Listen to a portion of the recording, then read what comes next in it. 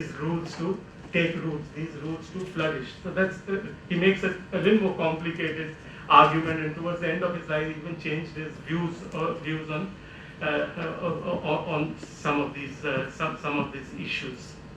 So that's the first point I wanted to make, is that institutions matter, but the constraints which capitalism imposes cannot be overridden by simply reforming institutional framework, understood even in the wide sense that North used it. My second argument is, as I suggested, that in the case of the developing world in particular, what North completely ignores in his writings, to the best of my knowledge, I may be corrected on this, he completely ignores the idea of imperialism. So the idea of imperialism doesn't exist at all in his writings. So I tried to look up the words colonialism and imperialism in the index of his books. They don't exist. So his idea, again, very much like Rawls, is the suggestion that if there is underdevelopment in any society, it is because of internal causes, that you have got it wrong, therefore you cannot develop. That is, something is wrong with your cultural, social, political institution, with the way your elites perform, etc., etc. That doesn't lead to technological innovation, productivity, etc., etc. But all this he traces to reasons which are inside a bounded nation state. So India has not got it right. Sri Lanka has not got it right. Uruguay has not got it right. Rwanda has not got it right. And so on and so forth. Now my argument is that this is to overlook 5 centuries of history of exploitation of the developing world, of the post-colonial world. And we know that the dawn of imperialism begins with the 16th century, with the arrival of the Spanish and the Portuguese invaders into Latin America. That is where they first go and colonize parts of what are known as Latin America today. And I don't have the time, but it's interesting to look at the writings at that time of the most of the principal thinkers of their times. People coming from, for example, the Salamanca school in Spain, persons like Francisco de Vitoria, and look at their arguments about how to justify imperialism, about the nature of indigenous institutions, etc., etc. I don't want to get into that sphere at all. Maybe in the Q&A, if anybody is interested, I'm willing to deal with it. But let me come immediately to the present times. So if the suggestion of North and his colleagues, and I forgot to mention here that many of North, in fact, Douglas North is not studied as seriously as in law schools in particular, even in the United States, where the sub-discipline and law of development came into existence. It is partly because he perhaps mistakenly, because North himself distanced himself from this, was mistaken as being in some way a promoter of the Washington Consensus, of neoliberal economics. And some of his prescriptions, often in distorted ways, were picked up by the World Bank. And since the 90s, the World Bank has been trying to promote what we call institutional development in the third world. And several reports have come out on this. The latest being the World Development Report of 2017, which is devoted to the theme of law and governance. In 2002, they were talking about market and institutions. So the World Bank has tried to use North's idea so much so that data shows that they spend much, the World Bank spends much more money on institutions, including human resource development, than even infrastructure loans.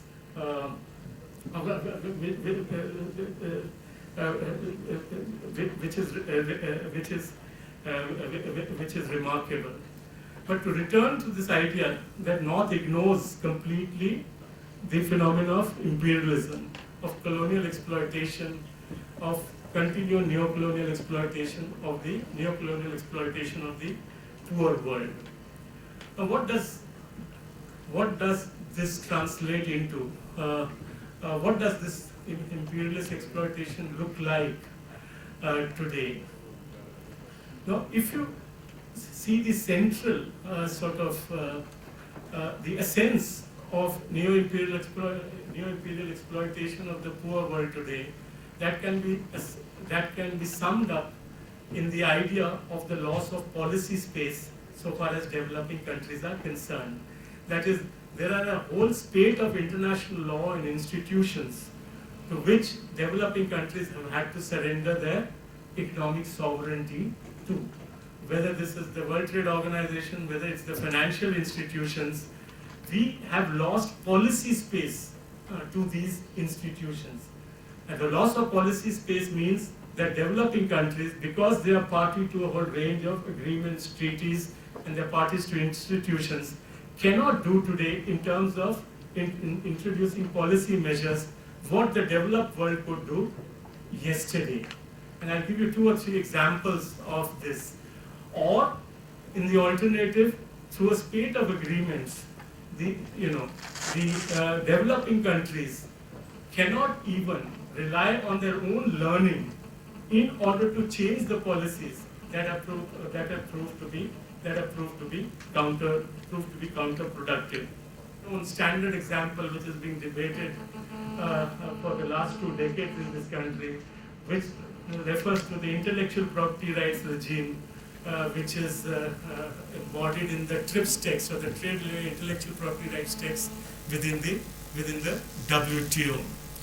Now, what is the essence of the TRIPS text in terms of critique? The essence is that the TRIPS text forces countries at completely different stages of development to have the same common minimum standards for the protection of intellectual property rights. So whether it's Nepal and the United States, India and France, Rwanda and Sweden, or whatever, they all have to conform to minimal standards of intellectual property rights, which means that each of these nations, which is a party to the WTO, then does not have the policy space to have their own, for example, patent legislation, which meets their own concerns, both in terms of innovation and in terms of protection of the rights of its people. It cannot have, because it has to meet its obligations. Under the TRIPS text. Now, North would argue that it's very important to maintain this contractual arrangement, which is what the treaty is, where India is a party to the WTO, and he would also suggest that these intellectual property rights need to be efficiently enforced by our own courts. But what he overlooks is the fact that these contractual arrangements, these property rights, have been defined by the advanced capitalist countries with little consideration in it for the poor nations or the developing nations. So getting institutions right here in terms of property rights and contractual arrangements would actually be more counterproductive than encouraging development. Another example can be from the sphere of international investment law, and I know Jawaharlal is going to deal with this. If you look at the range of laws which India is a party to in terms of governing our foreign investment policy, it is mind-boggling. Let me name a few of these so that you get a sense of the loss of policy space this means. Since 1991, till 1991, India had not signed a single bilateral investment protection treaty. Between 1991 and the next half decades, we signed almost 80 bilateral investment protection treaties, beginning with the inauguration of the liberalization program. Besides these 80 bilateral investment protection treaties, we are also party to what is known as the MIGA. I don't know how many of you have heard of the MIGA.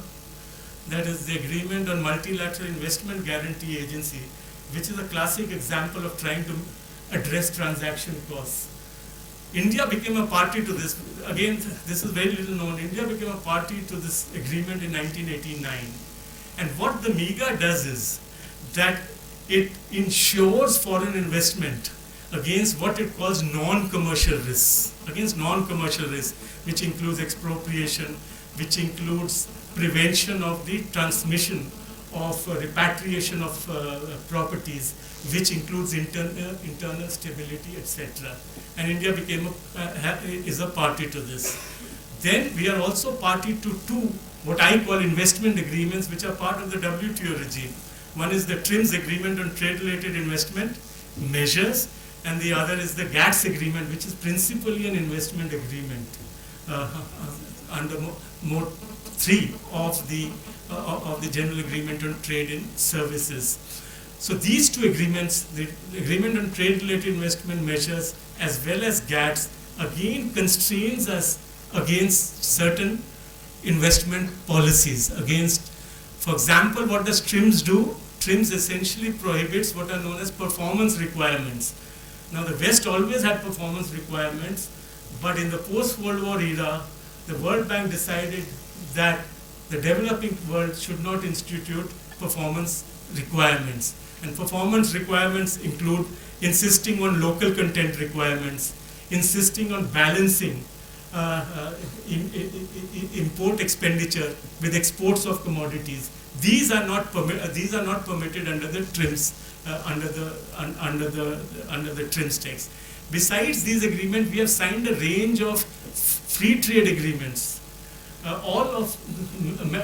many of which carry an investment chapter, which again constrains the government from undertaking some kind of reforms so far as foreign investment is concerned. Now, the essence of what I'm suggesting is that through a range of international agreements on investment, the government is left with little policy space in which to maneuver its own industrial policies. Nice to have slogans of Make in India, etc. But when we tried, we lost the solar panel case in the WTO because we were insisting on local content requirements. So what is the point that I'm trying to make? First, I suggested to you that getting institutions right is not possible in a situation where the capitalist mode of production is the dominant mode of production, because of the structural constraint it imposes. It runs up against this contradiction between those who are property and those who do not have property. The second thing I'm suggesting is that North and the World Bank and other colleagues of theirs to completely neglect the idea of imperialism and how imperialism bears on the policies of the developing countries. In fact, I want to go further and suggest that it is these imperialist treaties and institutions which are defining the nature of institutions. So North assumes that we can define the nature of institutions that we have, but actually the nature of these institutions are already being defined by the advanced capitalist countries through the use of international institutions, through the use of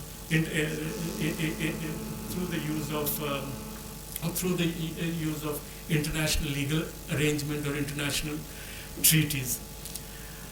I now wish to move on and talk a little bit about another aspect of imperialism and relate it to the developments in this country in terms of promoting economic development or promoting inclusive development. In this third element, I want to draw in the work of David Harvey, who speaks about, anybody? No? What does David Harvey speak of? The accumulation by dispossession. And he says that, among other things, we have entered a new phase of imperialism in which the exploitation, so there are several features. One is the exploitation of the natural resources sector. So his suggestion is actually the nature of imperial exploitation today reminds you of colonial exploitation. So colonial exploitation was all about natural resources. We thought that era had gone. Actually, we are back in that phase once again, where natural resources are the basis of the expansion of capital. And of course, he also talks about the privatization of the public sector and its sale to private actors, and so on. Now, this process of accumulation by dispossession in this phase of imperialism also again considerably constrains the nature of institutions that an independent post-colonial country can have. That is, it clearly inhibits the state from undertaking policies what are in the interests of its own people. Now, in this case, what I want to do is, I want to read out to you a few sort of passages from the Supreme Court's judgment in a case, and I hope I can find this, a Supreme Court's judgment in a case which is well known, which is the Nandini Sundar versus the State of Chhattisgarh and Union of India case, which is also known as the Salva Juro case. Now, in this case, the Supreme Court made certain observations which are very interesting. In fact, at that point of time, and which point towards the whole phenomenon of accumulation by dispossession. And this judgment was delivered in the time of the UPA regime, and their top leadership was so upset with this judgment that they wanted to review it, but refrained from reviewing it because they were advised by their Rajya Sabha senior Supreme Court counsels that this would be counterproductive in other cases, and therefore they refrained from doing so. So, what did the Supreme Court say in this judgment, which was about the exploitation of natural resources in the state of Chhattisgarh? And this is how the Supreme Court began. It began with a reference to Joseph Conrad's well-known novella, The Heart of Darkness, which in a sense captures the whole idea of colonial exploitation. It has received divergent interpretation, at least one of which is that it captures the idea of colonial exploitation. So the judgment goes on, and I quote, that Joseph Conrad describes the grisly and the macabre states of mind and justifications advanced by men who secure and wield force without reasons, sans humanity, and any sense of violence. Quote close.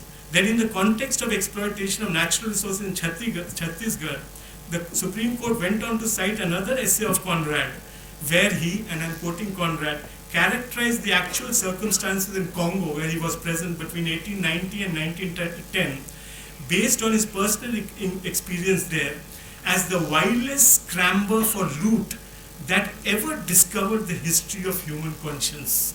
The wildest scramble for loot. And what the Supreme Court is suggesting is that Joseph Conrad's observations are as applicable to the state of Chhattisgarh as they were applicable to Congo. Again recalling the colonial nature of exploitation. And then it went on to indict the private industry operating in Chhattisgarh. And I quote this passage from the Honorable Supreme Court's judgment. It said, policies of rapid exploitation of resources by the private sector without credible commitments to equal distribution of benefits and costs and environmental sustainability are necessarily violative of principles that are fundamental to governance. And when such a violation occurs on a large scale, they necessarily also eviscerate the promise of equality before law, the equal protection of laws promised by Article 14, and the dignity of life assured by Article 21. Now you cannot, the Supreme Court is no Marxist institution. The Supreme Court often consists of very, very conservative members with very conservative views. But if the Honorable Supreme Court was compelled to reach this because that is what the study of the materials that was presented to them revealed. And the argument was that the regime was created either for domestic capitalists or for foreign investors, and it is these investors which were benefiting from the exploitation of natural resources in Chhattisgarh and rest of the country, as against the people of this country for whom even human dignity was no longer respected. And this was partly happening again because of the foreign investment regime, that some of which we have involuntarily we accepted, and some which we are voluntarily party to. So the point that I'm making here is that because of the impact of capitalism, because of the impact of the working of imperialism, it is not easy for a post-colonial nation. It doesn't have sufficient space in order to get institutions right, to get those economic and legal institutions and political institutions right. Because the state itself, firstly, is devoid of certain sovereign powers because of these arrangements, and the second is the state is on the side of a certain section as against another sections. So simply saying that you can get institutions right and the World Bank exporting certain law and development models or certain ways of getting economic institutions right is not going to yield the kind of results that we imagine that they are going to yield. So then what do we do? What is the way ahead? In some ways it's very simple. No capitalism, no imperialism, and we would have utopia. But that we know is not going to happen, and when it happened, the outcomes were not very pleasing. So how do we move forward? How do we try and organize a society, organize our institutions in a way that we can respect the human dignity of the dignity of all Indian citizens? Now, I think there are a range of policy measures, theoretical moves that have been already suggested by scholars who are much more informed than I am. But I do feel that if what I have said, has any validity, then it does suggest a research agenda to us as to how to push forward. The first sort of issue here is how do we recover, and moving from the last point forward, how do we recover the policy space that we have lost to institutions? How can we ensure, for example, we can have the intellectual property rights law that we need? How can we ensure that we have the foreign investment laws that we need? How can we insist that we are not pressurized to lower our tariff barriers, and so on and so forth? And here we'll have to come out with more pragmatic interventions. That is, it is difficult for any country today to walk out of these institutions. So India can't say, I'm walking out of WTO, we are walking out of the World Bank, we are walking out of this. But two things we can do. First, we should not at least join any more such institutions. Fortunately for us, one of which has been shot down by Donald Trump, which was the TPP. If you look at the Transnational Pacific Partnership Agreement, which we were not negotiating partners, but it was understood that once it comes into existence, India would become a party to it. It is a terrible sort of agreement, about 450 pages long, longer than the WTO set of agreements. And so far as investment intellectual property rights regime is concerned, are deeply problematic. Second, we shouldn't become party to the RCEP that we are now negotiating with, negotiations of that which are led by the Chinese. China is leading the negotiations along with a dozen other countries on the Regional Comprehensive Economic Partnership Agreement. And we are negotiating that. At the present time, we are resisting, especially resisting reducing further tariff barriers. We are also resisting partly the intellectual property rights regime that are concerned in, that are incorporated in RCEP. So the first thing is to not become parties to any more of these agreements. Second is you require pragmatic interventions in the existing arrangements in order to recover your policy space. Now, pragmatic interventions can assume many forms. Some forms are like civil society interventions. For example, in the TRIPS case, you'll remember 1 million signatures taken by Médecins Sans Frontières or Doctors Without Borders led to the adoption of the Ministerial Declaration on Right to Health and the TRIPS text. That didn't just happen. It took a lot of mobilization, etc. Of course, there have been pushbacks by the developed countries, but that effort should continue. That is, try and recover policy space through interpretative efforts, through other pragmatic interventions which allow India to have the policy space in order to protect the rights of its people, in particular the right to health. A second kind of research agenda relates to the nature of property rights itself. Now here again, lawyers, although they have been able to make some distinctions in the kind of property rights that exist in society, have not really pursued this matter further.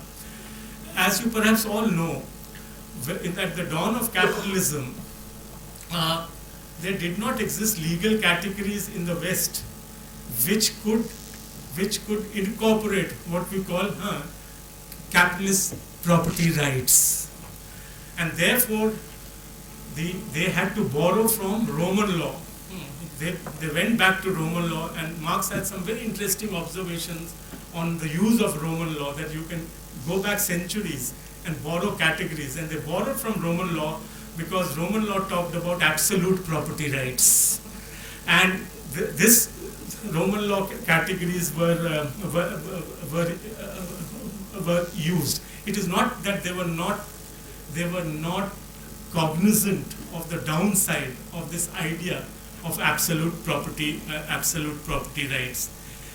But there was clearly awareness that while there may be absolute property rights on paper and may be contrast to the kind of property rights that existed under feudal regimes, there are in reality no absolute property rights.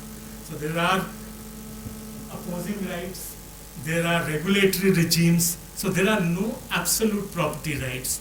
But what we have not done, which is to disaggregate the notion of property rights, to disbundle, unpack the notion of property rights sufficiently. I know that some were, and then bring that unpacking to bear on current regimes, current legal regimes, or on other on the functioning of other institutions in society.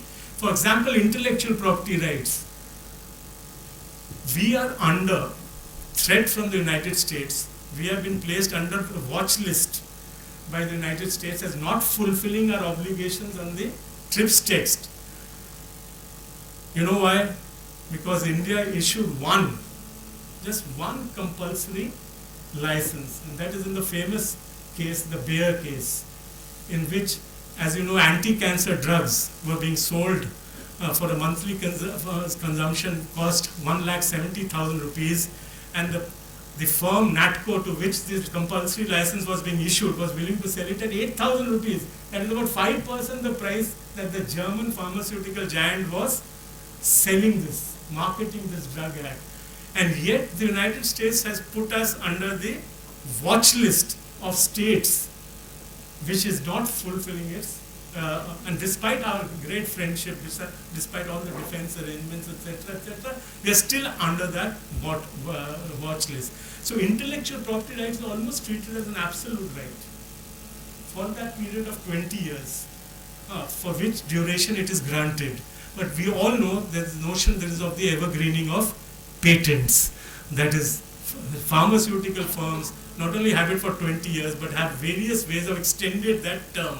Fortunately for us, there's something called Article 3D, Section 3D of the Indian Patents Act, which was introduced by the left parties in the Indian Patent Act, which allowed the Supreme Court in the Novartis case, the other famous case so far as drugs is concerned, to not allow, again, the Swiss giant Novartis to extend the patent, or again on an anti-cancer drug, on the pretext that it had made some marginal changes in the nature of the patent that it had.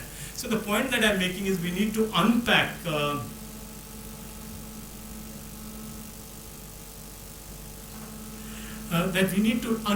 nature of property rights. Again, there's some work which has been done by political scientists. Eleanor Ostrom, who won a Nobel Prize for this, has tried to think about the nature of property rights and how to unpack them, and to find and to suggest which kind of property rights, which bundle of rights is suitable to what kind of social relations. And I think that kind of a research agenda that we need to sort of be pushing. A third thing we need to do is to bring back to the public sector, and this is for all the developing countries, essential services which have been privatized. And I don't know how many of you know, a recent publication tells us that this has really, it's very interesting that that this movement to re-municipalize, it is called, essential services, has come from the West. It is capitals like Paris, is mayors of major European cities who have now arguing that the privatization of essential services like water have meant serious problems for the marginal sections in this country. And this movement has actually has begun in the first world. So we need to do two things: at least stop essential services from being privatized, one, and second, to retrieve it back. And the study that I'm citing to you shows that there are various ways of doing it. Establishing cooperatives, establishing other institutional forms in order to recover, in order to ensure that essential services are not privatized, with consequences for the most marginal sections, of the poor.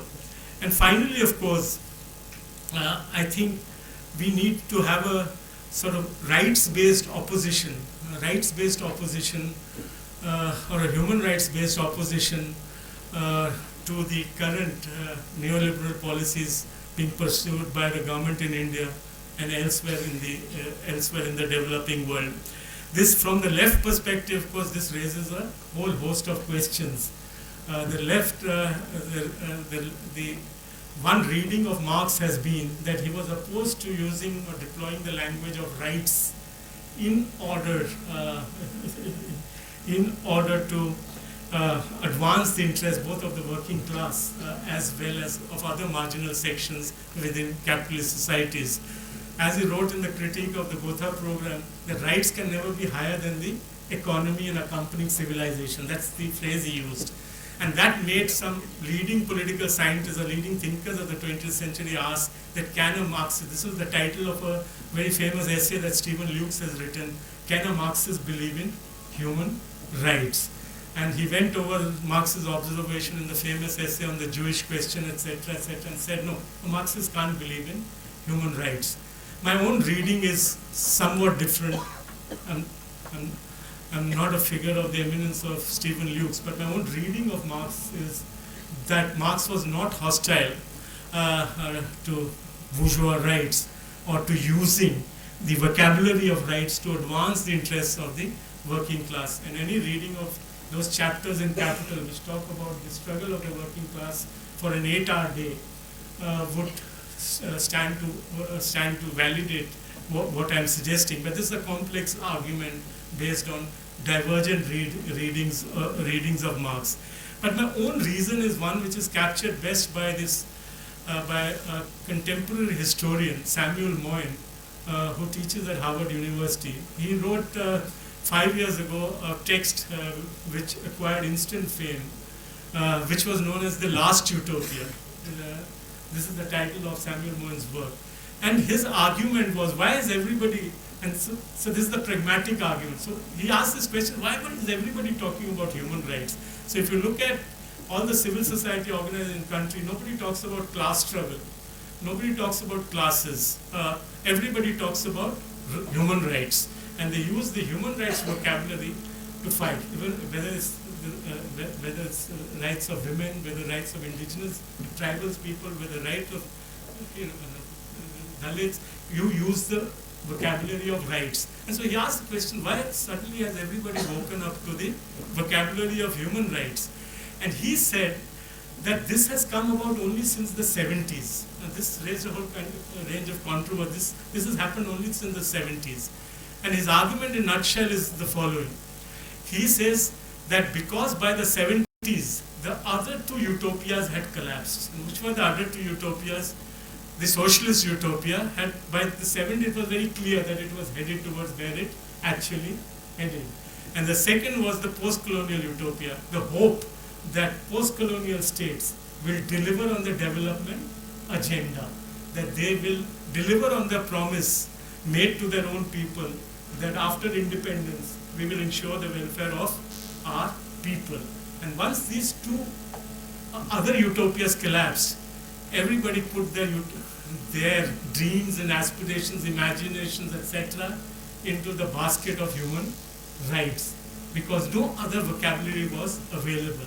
Socialism, the vocabulary of socialism had been discredited. The post-colonial state had turned into a predatory state in many countries.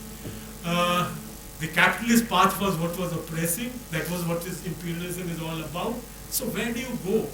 And then they turned towards the language of rights and said, okay, let's put our faith in the language of rights. And that is why, and it's very interesting that there is not a single category of people in the world who do not have an human rights agreement to themselves. Everybody has. Other than maybe, if I may say, politically, other than men, because men inform those centrally the other agreements. So you have a separate agreement for women, the Convention on Elimination of Discrimination Against Women. You have a separate agreement for children. You have now a declaration on the rights of indigenous peoples adopted in 2000. You have a separate convention of persons with disability. You have a separate declaration on internally displaced persons who get displaced because of development, and so on and so forth. There is not a single category of marginal people who do not own a convention, literally own a convention, because they feel that the language of rights is so legitimated in our world, thanks to the campaign in one sense of imperialism, that it can be used in order to push back policies that we... So I think we need to debate. The point I just wanted to make was that among the several pragmatic matters that we need to consider, the pragmatic agenda we need to consider, we also need to debate about the relevance of the vocabulary of human rights in order to push back imperialist policies, in order to push back deep exploitations by our own domestic investors, and so on and so forth. So let me conclude. I don't know if all of this makes any sense, but let me conclude by saying that the basic argument I'm suggesting is that any country which needs to promote economic development needs to get its legal institutions right, as along with cultural institutions, political institutions, etc. But the post-colonial nations live with certain structural constraints which are imposed by the, and I didn't have time to get it, imposed by a certain kind of capitalism, which I call recessed capitalism, as you know, the absence of land reforms, etc., and accompanied by imperialist exploitation, that because of the structural constraints, even we, firstly, we cannot get institutions right because we are constrained. The constraint itself is an institution. Remember, North defines the whole idea of institution, there's a set of constraints. And these impose, so this is an institute, imperialism is an institution in itself, going by the definition of North himself. And therefore, if we have to move towards inclusive development, we need to, as academics, look at alternative possibilities, look at alternative futures. And I'm quite optimistic that these alternative futures are there. We need to learn from the lessons of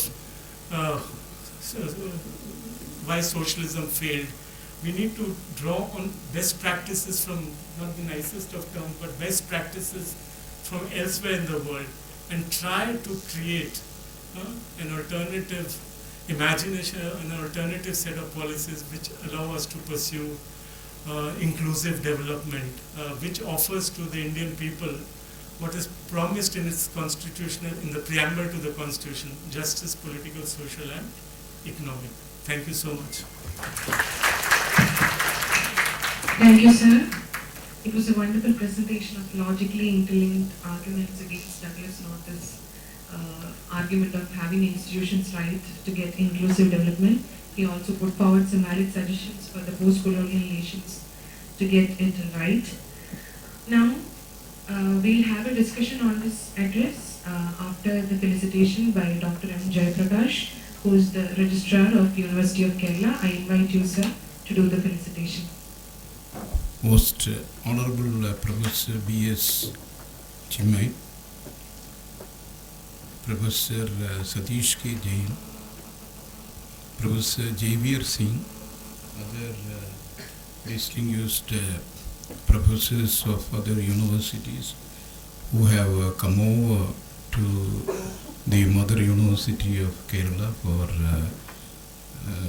making wonderful presentation on the theme of the 3-day international seminar, Law and Institutions for Economic Development.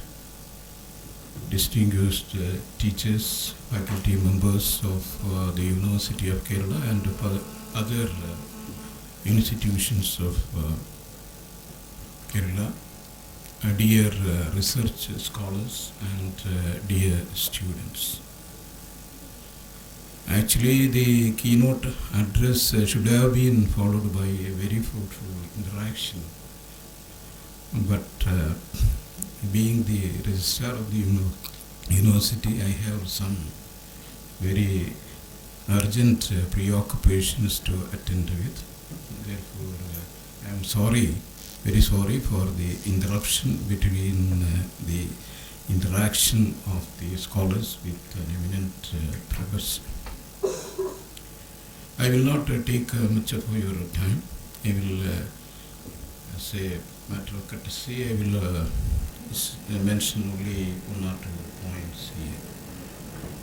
We know that for the last 18 months, the India University Center for Alternative Economics has been constantly organizing many intellectual exercises to probe the path of alternatives for the dominant mainstream economic path ushered in by the neoclassical economists. I need not enlighten you upon the fact that the practice of neoclassical economics for the last 3 decades or so resulted in a very high voltage economic growth, but it has also resulted in wide inequality among different sections of the people across the board, as brilliantly documented by scholars like Thomas Piketty and others. Other calamities of the practice of neoclassical theory have also been well documented in the literature of the development economics. So in this context, I think that the Inter-University Center for Alternative Economics assume much significance. it is said that they are seeking alternative economies which is built under the foundation of humanism. Professor Pandit Jawaharlal Nehru said that a university stands for humanism, and therefore a university center for alternative economies built under the foundation of humanism is in the right, it is in the fitness of things, and I must congratulate the center organizers, especially Professor Salim, Professor Siddiq, Anida, Manchu, S. Nair, and all other colleagues of the department for organizing such a very brilliant seminar on law and development, a multidisciplinary seminar.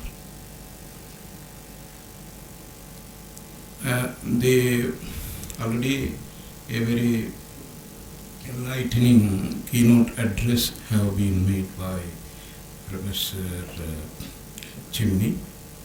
Why institutions fail to do their job in a very fruitful manner, what are the constraints, what is the way out. Important suggestions have been made by this great professor.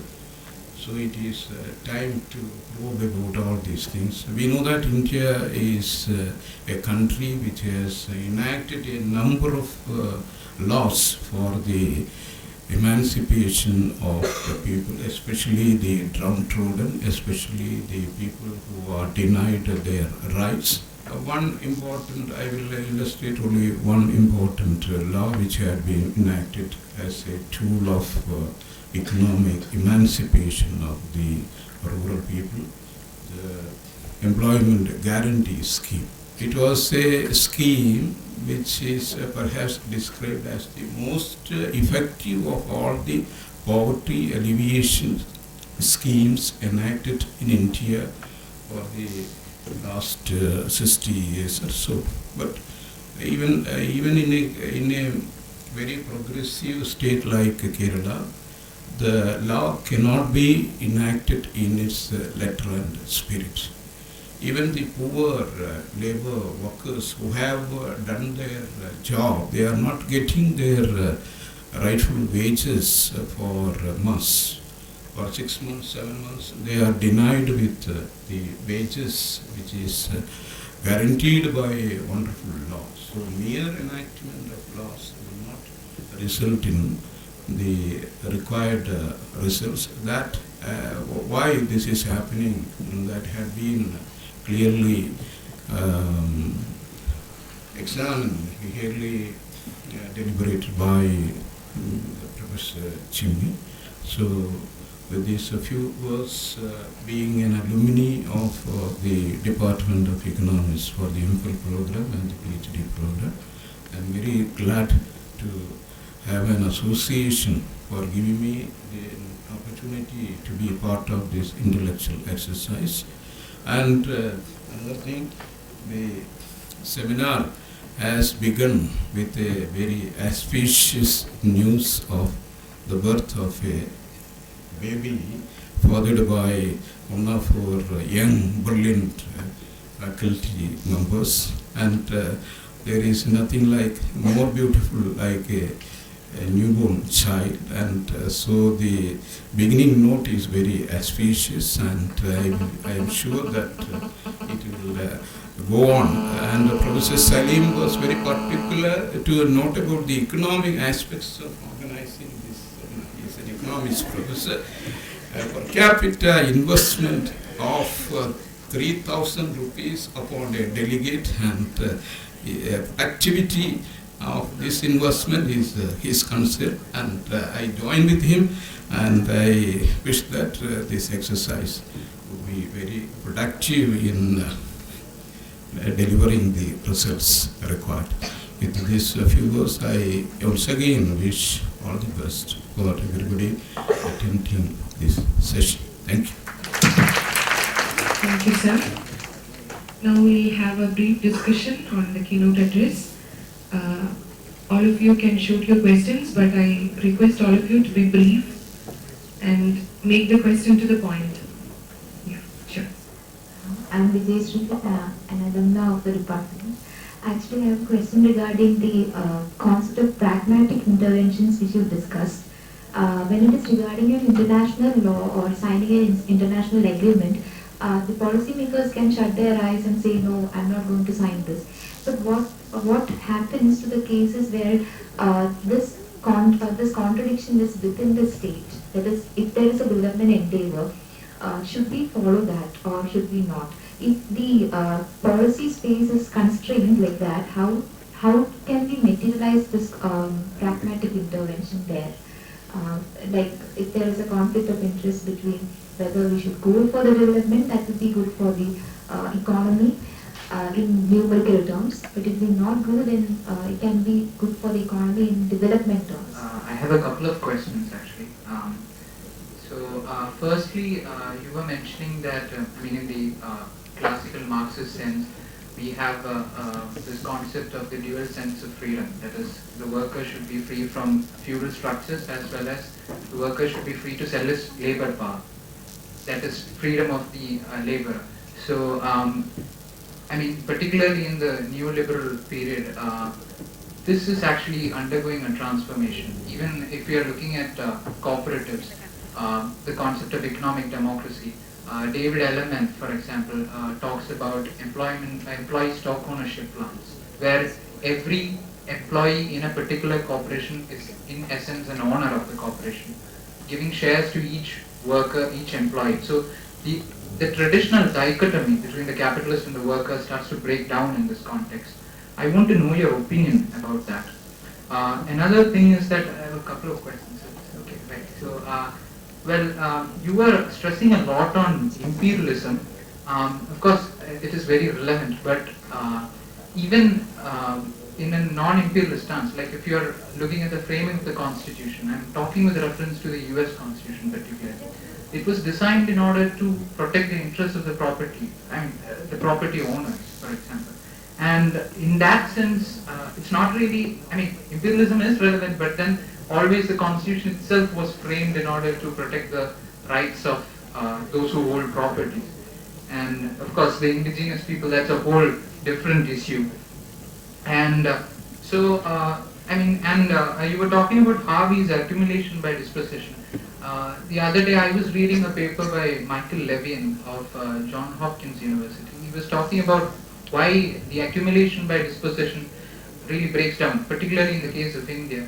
He was saying that it's not really, it's not really a new development within neoliberal economy, but it's really a regime of dispossession. Even under the dirigist framework that we had till say the 1980s, you had dispossession of the peasantry for public sector expansion. And of course, even if you look at Nehru, he was talking about the construction of dams. We know how the displacement and the rehabilitation issues are completely ineffective with relation to the construction of dams. So I want you to a little bit clarification on that topic. Thirdly, yes, you were talking about remunicipalization that is happening in the West. Of course, in Germany and all, they are going to publicize the privatized public. So, in that sense, last week or so, we had the Niti Aayog's, policy recommendation of privatizing healthcare, in the sense that they're, suggesting private-public partnerships. I want to know your opinion on this. Of course, there is an ideological element in all this, but I just want you to elaborate on that if you could. And are like public-private partnerships really a solution to this, addressing the inadequacies of the public sector? Fourthly, I would just, this is the last question. So you were saying that we need to really,